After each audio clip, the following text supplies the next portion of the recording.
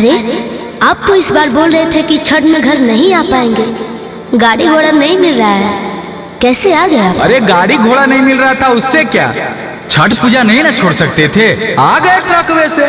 देखो छोटुआ के घर के पास लगा हुआ है। तो इस बार छठ घाट ट्रकवे से चलेंगे? अरे हाँ ठीक है ठीक है।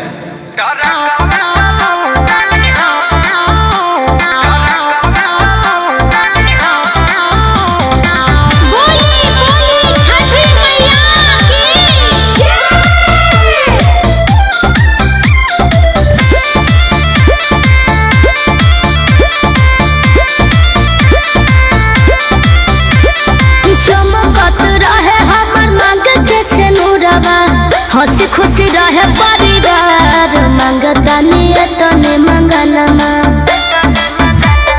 चमकत रहे हमर मांग के सिनुरवा। हंसी खुशी रहे परिवार, मंगता तने मंगनमा। पियावा चलावेला ट्रक, छठी मैया रखी हदेनमा।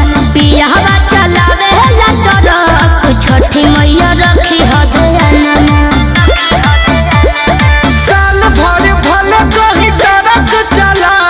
छठिया में आइब हम जरूर, करे खातिर तोहरे पूजनवा।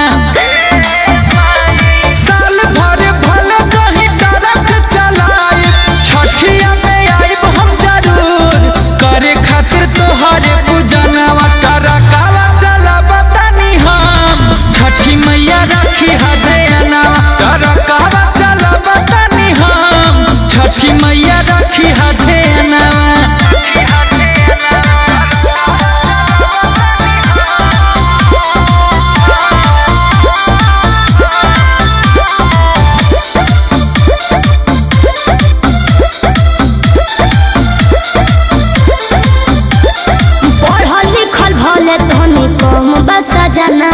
भूल नहीं खेतब एको पूजा के समाना।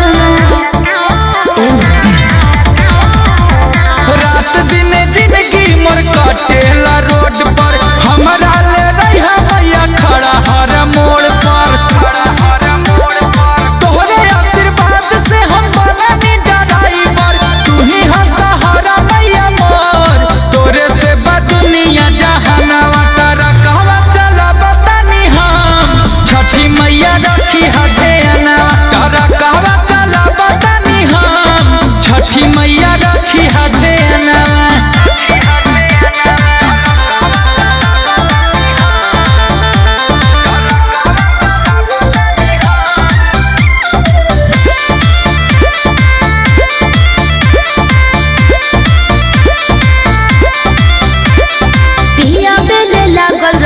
हरदम फिक्रिया हरी हो बोलैया दी हो कंचन शरीरिया।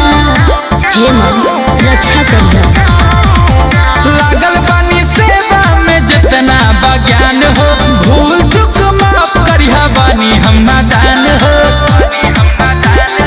अमन बेला गुंजन के छठी घटिया, हाथ जोड़ी करे